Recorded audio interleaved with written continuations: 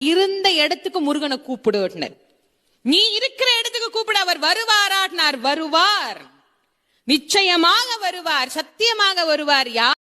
முருகன் என்றால் அழகன் என்று தமிழ் மொழி கூறும், அழகன் எந்த முருகன் என்று மனமொழி கூறும். உயிரினங்கள் ஒன்று ஒன்று வாழ்த்திடும் போது அதனுள்ளிருந்து வாழ்த்துவது உன்னருளன்றோ கன்றா, உன்னருளன்றோ முருகா.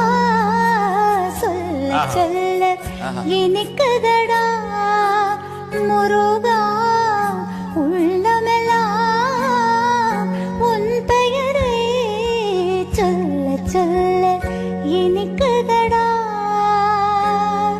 முருகா.